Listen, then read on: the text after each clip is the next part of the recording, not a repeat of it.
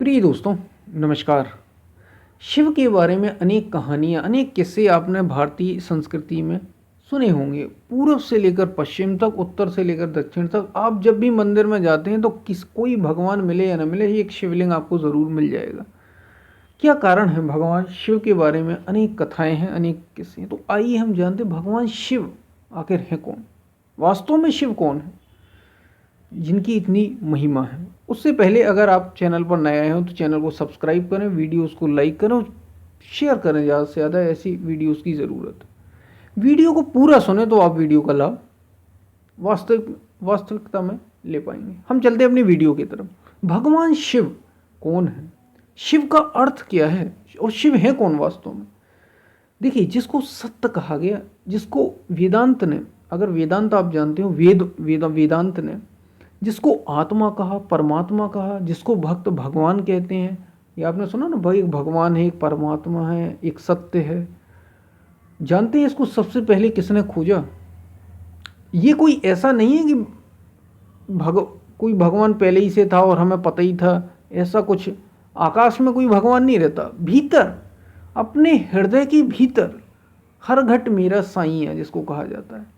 तो जिसने इस सत्य को, ये खोजियों का देश रहा है भारत, तो जिसने इस सत्य को सबसे पहले खोजा था वे थे भगवान शिव। इसलिए भगवान शिव को आदि योगी भी कहा जाता है। और सत्य कैसा है आपको पता है? शिव को कैसा कहा जाता है? शिव शव से मिलकर बना है।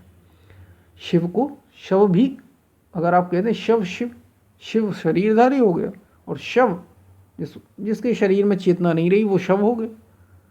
तो शिव जिसने अपनी सारी संरचनाएं खो दी हैं, जो प्रकृति से अतीत हो चुके हैं, त्रिगुणमयी प्रकृति, सतोगुण, रजोगुण और तमोगुण, ये जो तीन प्रकृति है, पांच तत्व सुना, क्षिति जल पावक गगन समीरा, पंच रचित अति अधम शरीर। पांच तत्वों से ये शरीर हमारा, मिट्टी, आकाश, पृथ्वी, वायु, इनसे अग्नि, इनसे मिलके हमारा ये शरीर बना हुआ है। प्रकृति के ये गुण हैं, जो इन गुणों से उठकर उस परम तत्व में एकाकार हो गया,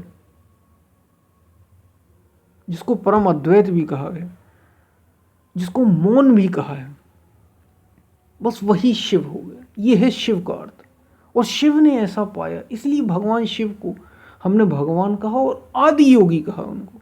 आदि योगी क्योंकि पहले खोजी वो थे, और फिर उन्होंने इस सत्य को पाया तो उन्होंने सब में इसको सप्त ऋषियों को दिया। सप्त ऋषियों से आज तक ये परंपरा महापुरुषों की चली आ रही। अलग अलग धर्मों में कहीं ना कहीं जो बात आती है, जो भगवान शिव ने उस सत्य को खोजा था, बस उसी सत्य को खोजने के कई सारे तरीके, रास्ते, योग के कई सारे रास्ते आज हमें देखने को मिलते हैं, कई सारी विद्याएं देखने को मिलती। बस ये वही विद्या है जो भगवान शिव ने सबसे पहले खोजी थी। और शिव का मतलब जो कुछ नहीं है, जो कुछ नहीं है, और जो कुछ नहीं है वही वास्तव में सब कुछ है। ये दूसरे शब्दों में कहूँ, जो सब कुछ हो गया है, जो इस परम से एकाकार हो गया, इस अस्तित्व से, सृष्टि से जो एकाकार हो गया है, सृष्टि में जो लीन हो गया, जिसने अपना व्यक्तिगत पहचान पूरी तरीके से नष्ट कर दी अपने मन के। जैसे हमारा अपना शरीर है, मेरा, आपका, हम सभी का, हमारे अपना शरीर है, हमारी अपनी पहचान है, और हमारे मन के अपने अपने विचार हैं, सबके मन में अपने अपने विचार हैं। तो ये हमने सब अपनी आइडेंटिटी, यानी जो पर्सनल हमारा था, और ये केवल अभी की बात नहीं, जन्मों जन्मों से जो चले आ रहे हमारे संस्कार हैं, जन्मों जन्मों से, कब से? अमीबा, पैरामीशियम, जब एक कोशीय जीव थे, पेड़ पौधे से लेकर आज तक हम जो आज अभी हैं, ये सारी संरचनाएं जिसने खो दी, सब कुछ, तब जाके आप परम से एकाकार होते हैं, तब आप सत्य को जानते हैं। जिसने ऐसे सत्य को जाना, बस वही शिव है। यह है शिव का मतलब। तो आपको पता होना चाहिए शिव ये है, इसलिए शिव को शिव तत्व भी कहा। और शिव आप देखें तो कहाँ रहते हैं? शमशान में। शमशान यानी जहाँ सब कुछ जल गया, जहाँ सारे कर्मों के जो संस्कार हैं सब जल गए, इसलिए शिव अपने शरीर में विभूति, यानी हर चीज एक सिंबोलिज्म है। शिव के बारे में जो बात कही जाती है, विभूति रमाए है, यानी विभूति को अपने शरीर में धारण करते हैं। इसका मतलब यही है कि जो कर्मों, जिसने अपने सारे कर्मों को जला दिया, वो भगवान शिव है। और शिव के आपने देखा हमारे यहाँ जो धर्म में अनेक देवी देवता हैं और अनेक महापुरुष, राम हो, कृष्ण हो, बुद्ध हो, महावीर हो, मीरा हो, सबके कोई ना कोई माता पिता ज़रूर मौजूद है। किसी न किसी उत्पत्ति का कारण कोई ना कोई बताया जाता है, लेकिन आपने सुना होगा शिव के कोई माता पिता नहीं। क्यों? क्योंकि शिव वो अनादि तत्व की बात की जा रही है, वो परम तत्व है शिव, इसलिए शिव के माता पिता नहीं कहे जाते। और शिव तो एक शरीरधारी थे, जैसे मैं हैं, आप हैं, उन्होंने उस सत्य को खोजा। लेकिन शिव को एक नाम सदा शिव भी कहा जाता है। सदा शिव किसकी बात की जा रही? क्या किसी शरीर की? क्या किसी मन वाले व्यक्ति की? ये शरीर और मन से ऊपर उस परम की बात की जा रही है, जो मौन है, जिसको मौन भी कहा, जिसको अनंत आप कह लें।